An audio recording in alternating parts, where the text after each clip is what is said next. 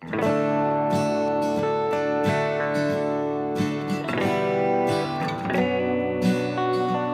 afternoon, everyone. Welcome to the Nitya's roundup for the month of December.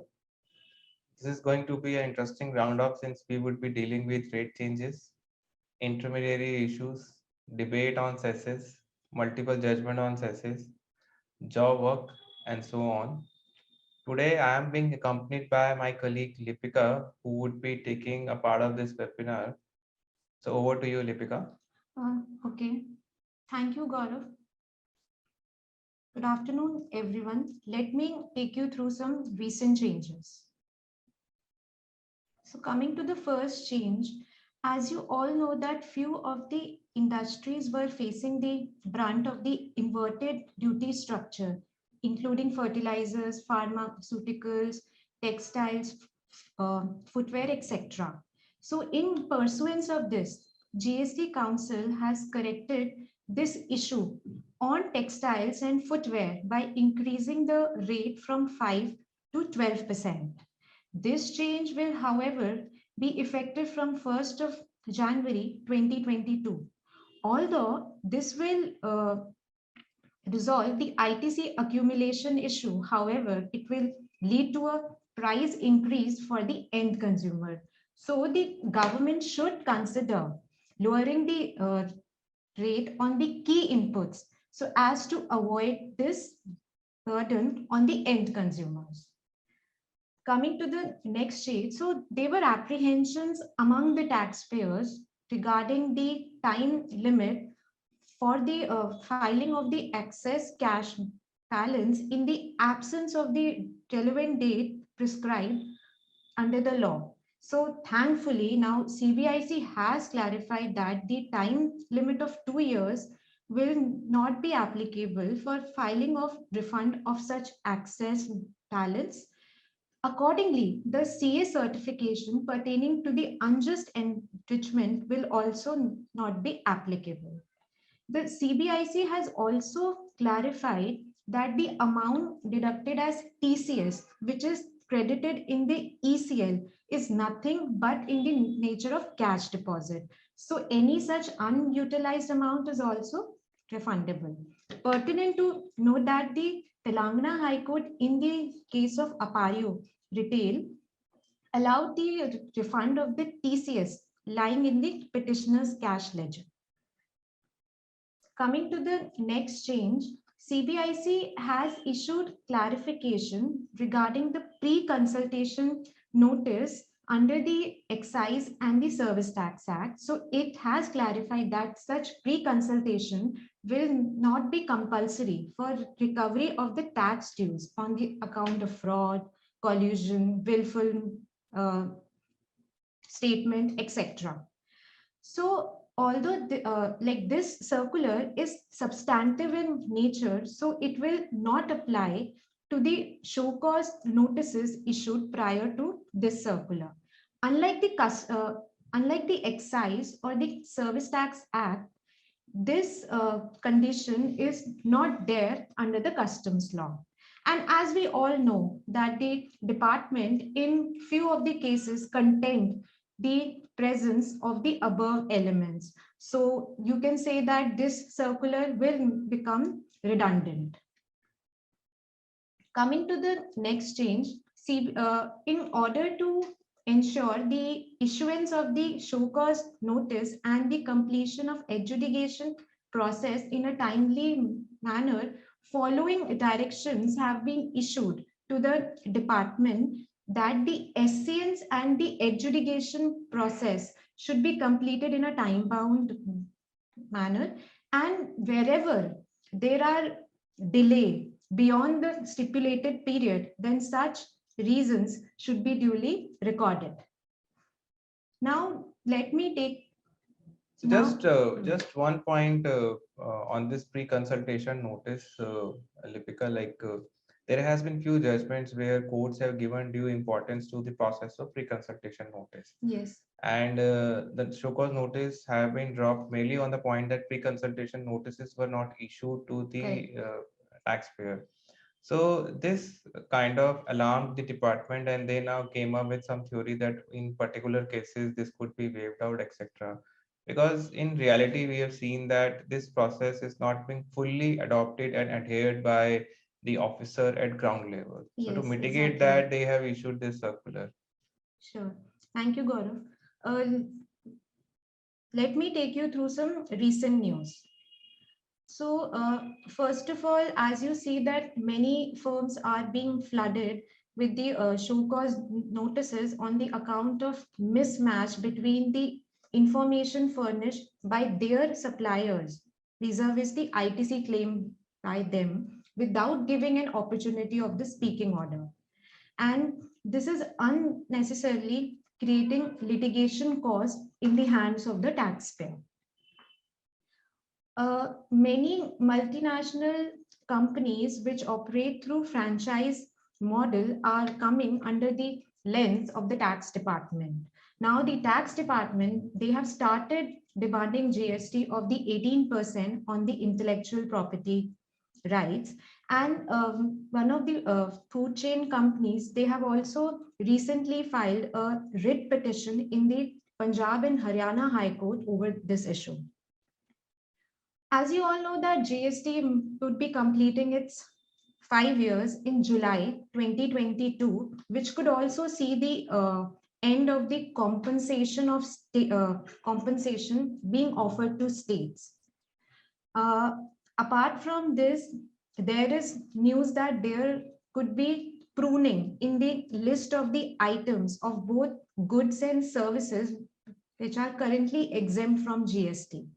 Apart from this, there is news that there could be restructuring in the existing tax rate structure to 3 rate slabs. Government is looking out ways to enhance domestic manufacturing by lowering the import of 100 items which are treated as priority items, including tractors, machinery, computers, camera, etc. Now, let us dwell upon an interesting topic regarding the GST rate on the job work services. Now, under the GST law, the entries under the rate notification seems quite straight, simple. However, it is not. And this is clearly evident from the recent poll conducted on our LinkedIn page regarding the applicable GST rate on the job work services which exhibit the nature of manufacturing. And interestingly, uh, it has come out that 60% says that 12% GST shall apply, 34% voted that 18%, and remaining 6% were not sure. Now, let me take you through those two entries, which are the major area of concern. So, starting with entry 26 subclause ID, which entails a GST rate of 12% on the job work services other than the specified entries. Next is clause 4 of entry 26, which entails the GST rate of 18% on manufacturing services on the physical inputs owned by others other than job work. Now, the tussle among the taxpayers were whether to go for the concessional of 12% or the 18%. Now, before we resolve this tussle, let us first understand the definition of job work. So, section 2, subsection 68 of the CGST Act, it defines job work to mean any treatment or process undertaken by a person on goods belonging to another registered person. At the same time, Section 2, subsection 72 of the CGST Act, it defines manufacture to mean processing of any raw material or inputs that results in the emergence of a commodity having a distinct name, character, and use. Now, to add to this, the explanatory notes to the manufacturing services states that it includes not only the complete manufacturing process, which is outsourced, but also a portion of the process, which is being outsourced. So the confusion among the taxpayers were regarding the scope and the coverage of these two entries. So thankfully, CBIC has clarified that the concessional rate of 12% shall apply where the process or treatment is undertaken for a registered person, whereas if the process or the treatment is undertaken for an unregistered person, then 18% shall apply. And in our view, the circular has correctly interpreted these entries. Now, as you see that the advanced ruling pronounced by the authorities have not been very taxpayer friendly. But in this case, we have come across the favorable advance ruling in the case of Garware, in the case of Petronet LNG and Sheen electroplates, wherein it has been held that GST of 12% shall apply on the job work services, irrespective of the fact that whether such activity amounted to manufacture or not. Interestingly, we also have a recent favorable advance ruling on this issue only in the case of Alcos, wherein the appellant was engaged in providing job work services by carrying out processes such as anodizing, plating on materials sent by the registered person. Now, the question before the advance ruling was that whether he shall be liable to pay GST at 12% or 18%. The advanced ruling observed that the appellant is providing services only to a registered person. So it would fall under clause ID and 12% shall apply. In our view, the above ruling is absolutely correct, taking the benefit of the circular. Now So one outcome out of all this discussion on job work thing, see, there has been a recent spurt of advanced rulings on this point, followed by the circular and last two amendments which happened in job work in last an year. We sincerely believe that wherever taxpayers are charging 12% GST on job work, there is an immediate requirement to relook at this position. Now, we are not at all saying that position may be correct or incorrect, but there has been too much changes, and there is a requirement to take a conscious call on the 12% rate, because it should not happen that with this frequent change we missed on something, and eventually the consequence is that based on the recent president circular, the rate was concluded to be 18%, whereas we were charging 12%. And in most of the cases, it is going to be a B2B activity. So there is a need to relook at this position to be doubly insured on this point. So with this, I'll take over this session. We would be covering the interesting part, which is the multiple rulings which has come up in the recent past in the last month. We'll deal with this Supreme Court ruling in case of Toyota Kirloskar, dealing with the issue of credit on outdoor catering services. So in this case, the applicant was maintaining canteen, which was mandatory required under the provisions of Factories Act. He was providing outdoor catering services to its employee. In few cases, there were full recovery, and in few cases, there were the partial recovery. The issue in hand was whether the credit on outdoor catering was permitted or not. Department took a view that outdoor catering services are used primarily for personal consumption of employee. The definition of input services got amended in April 2011. So after the amendment, the credit is not admissible. This matter traveled to Supreme Court, and Supreme Court agreed with the view taken by the department that this canteen services is for the personal consumptions of employee, and Supreme Court also disallowed this credit. This is kind of a setback to the industry. In our considerate view, with due respect, this judgment seems to be incorrect by the Supreme Court. They didn't consider one basic fact that the employer was required to maintain this canteen mandatory.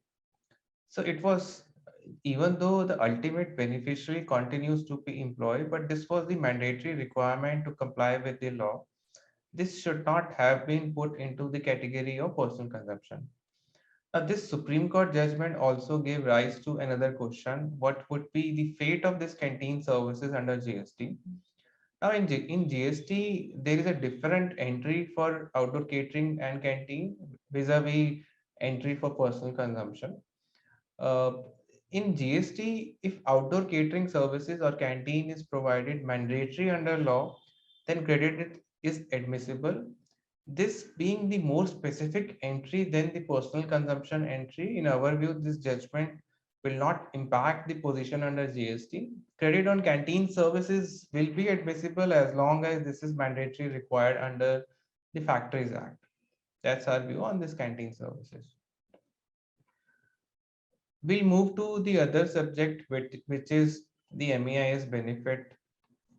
So what happened, this MEIS benefit for exports, which were made in September to December 2020, it was restricted to rupees 2 crore per IC holder with a notification which was issued on 1st of September.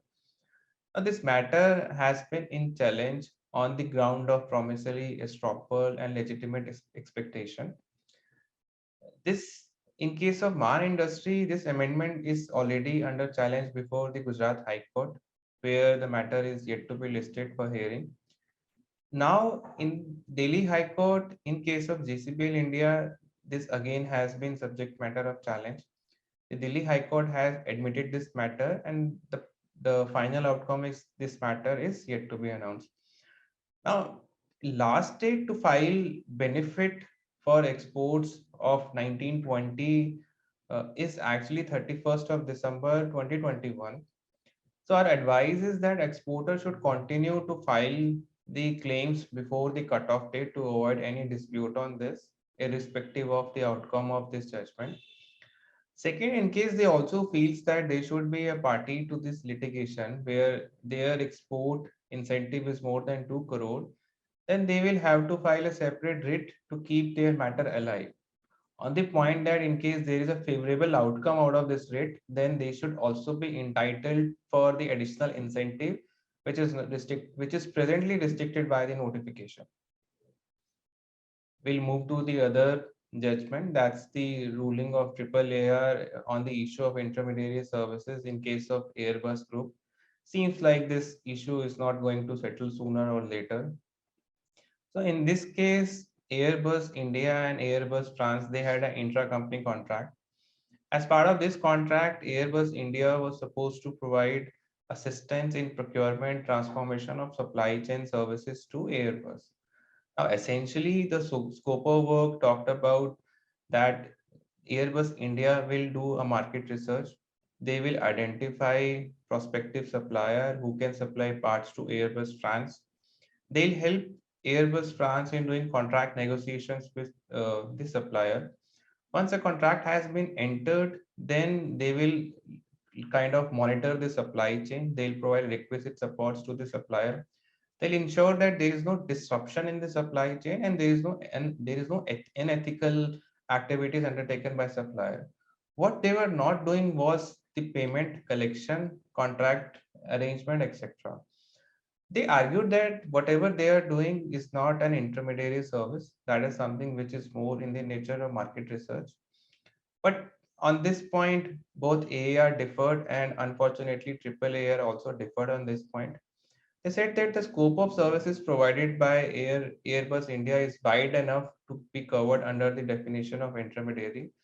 They are not only restricted to providing support in identification of potential supplier, rather even after the contract has been entered, they are providing services for smooth supply of products from India to overseas company. So on this point, they concluded that it qualifies to be an intermediary services, and obviously the transaction then would become taxable under this contract. In our view, this is the correct ruling for the reason that the scope of work was very wide and there were essentially much more activities even after the conclusion of contract between the ultimate supplier and Airbus France. We'll move to the next issue, transitional credit on cesses. In fact, we have another ruling on cesses. So this dispute will continue. Let us see what is the issue in this judgment. So this is the judgment by Bombay High Court in case of Godrej and Beyonce Manufacturing Limited. In this case, the petitioner transition credit of education says secondary and higher education says KKC via Tran 1. The credit was claimed by the petitioner and the department was of the view that this credit is not admissible. So they issued a show cause notice. Now this show cause notice deals with one technical amendment which happened in retrospectively in section 140 in explanation 1, 2 and 3, which defines what is an eligible duty and taxes, etc. There is an explanation 3 which says that credit of education cess is not admissible. There are explanation 1 and 2 which does not say that credit of cess is not admissible.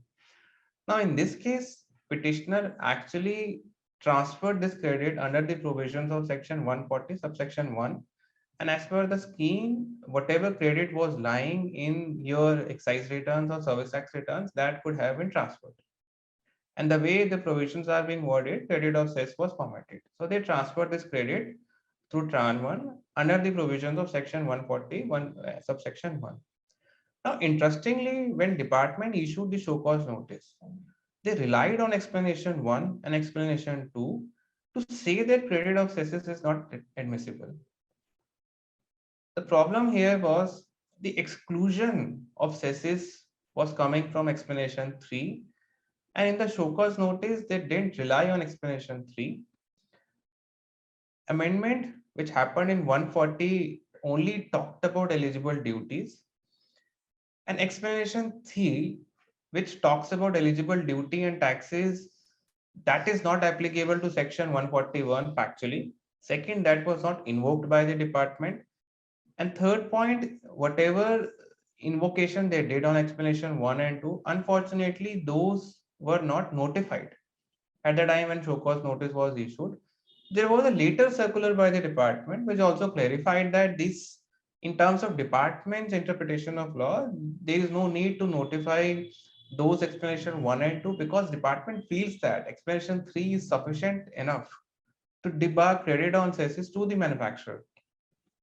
Now, what the Bombay High Court held, Bombay High Court said that, look, you have applied explanation 1 and 2 in the show cause notice, which is not operational. Since the provision under which you are proposing a disallowance is not operational, so they dropped the show cause notice on this ground first. So indirectly, they kind of allowed the transitional credit. They said that you have not applied explanation 3. In case you want to apply explanation 3 or you want to challenge the credit even after non-applicability of explanation 1 and 2, you have to issue a different show cause notice. So in essence, Bombay High Court didn't agree with the theory laid down by circular that explanation 3 is sufficient to debar somebody from the credit of cesses. So today the department has a liberty to issue a fresh show cause notice to do recovery of cess provided credit is not available. Now this leads to an important question. First, whether factually can this judgment be applied universally? The answer is no. This is a very fact-based judgment. Even though the outcome is credit of cess is admissible, but that is only in the limited case of Godrej because of the technical defect in the show cause notice. We have a larger bench judgment in case of Sutherland, where the High Court have held that credit of cesses is not admissible.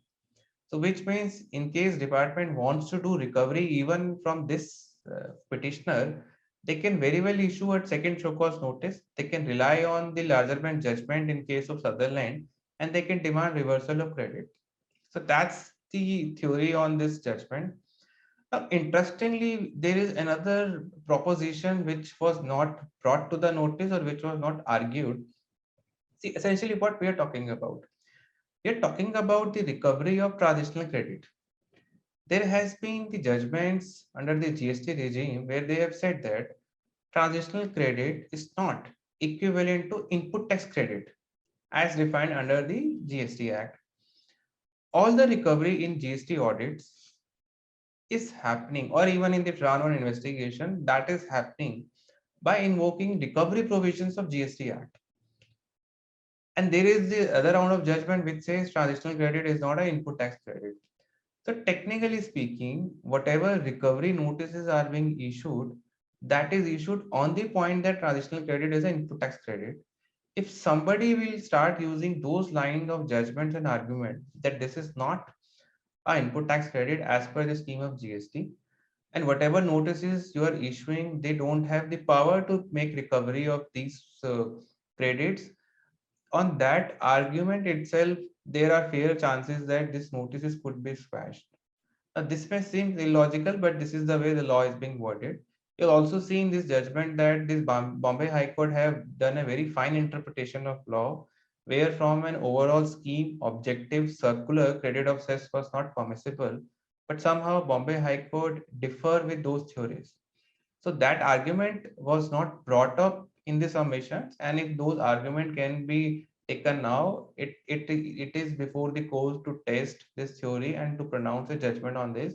We believe it's a reasonable ground to defend credit of cesses even after the judgment of larger branch in case of Sutherland. We'll move to the next judgment. Again, it relates to cess, but there the matter was relating to refund. This is the CSAT judgment in case of Fatul. In this case, the applicant had valid credit. When I say valid credit, the credit was admissible under the old regime. There was no debate on that. When the GST was introduced, the applicant filed refund of credit, which was under debate. Now, what happened that when this credit was refunded, the tribunal said that the credit which was eligible, it kind of become a vested right, and they relied on the Supreme Court judgment in case of Eicher Motors, saying that the credit was a vested right of the taxpayer. So department cannot deny this credit later when GST was introduced. Then they said that under section 142, subsection 3, there is a provision to allow refund of credit. And this credit is refundable to the taxpayer. So they pronounce in favor of the applicant. Now, in our view, this judgment is incorrect.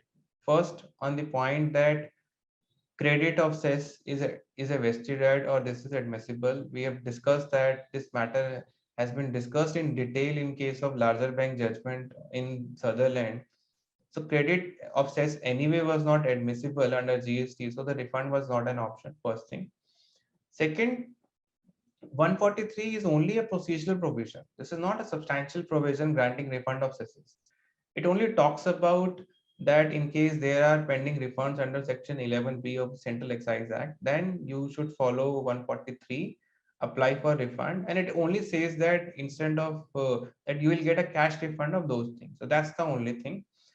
Lastly, even this refund was debatable on the time limitation as well.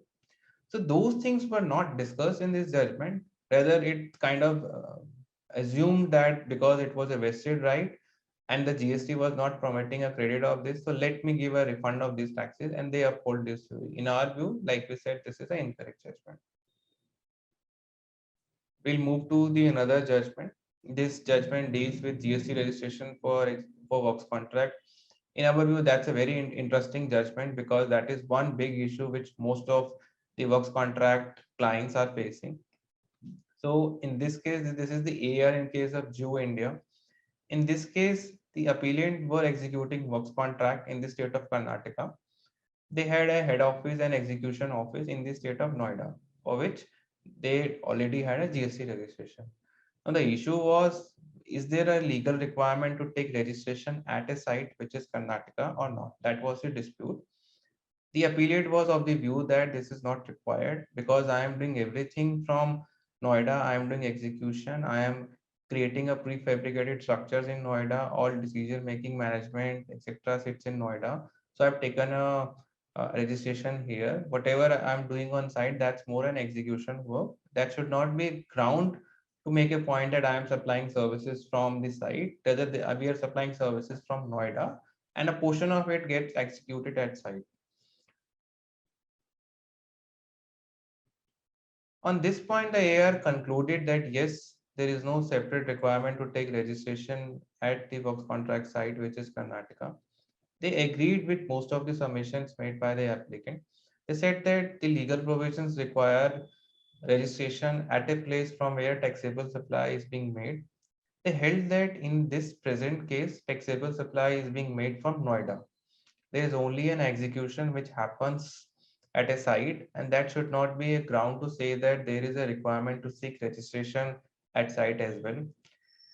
Appellate actually also raised another question whether they can avail a ISD registration at site. On this, reading the definition of ISD, it requires an office. Since Appellate himself admitted that they don't have any office and they have no intention to open office, they would like to continue with Noida as the office. So the AR held that even the ISD registration is not permitted or it's not needed.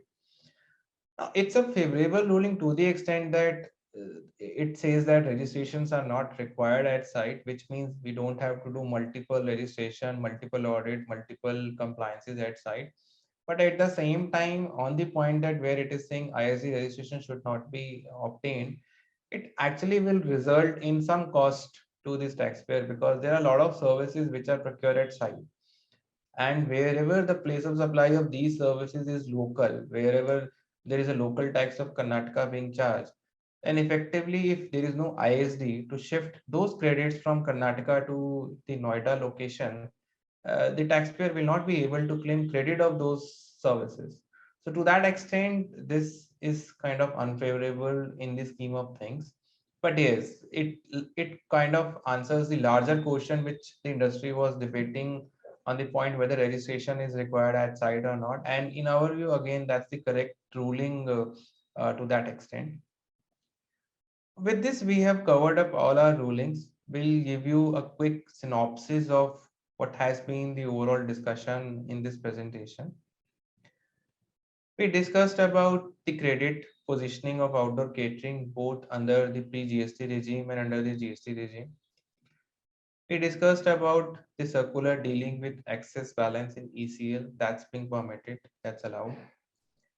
We touched upon guidelines on issuance of pre-consultation notice and show cause notices completion.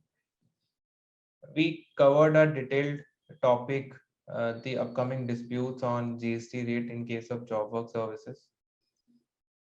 We appraised you that MEIS benefit restriction is under challenge before Gujarat High Court and now under Delhi High Court.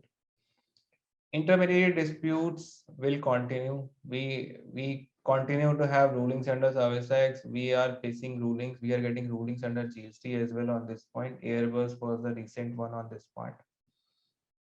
We discussed the aspects and fates of cesses. Like there has been a ruling saying credit of cess is not admissible. But at the same time, different ARs, different CSTATs, they are having their own point of views on these rulings.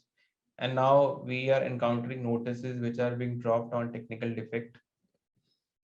We discussed an important aspect whether there is a registration requirement at work contract site or not. Okay, so with this, we would like to end up this roundup. Thank you for your participation, and we look forward to meet you in upcoming webinars and roundups. Thank you, everyone. Thank you.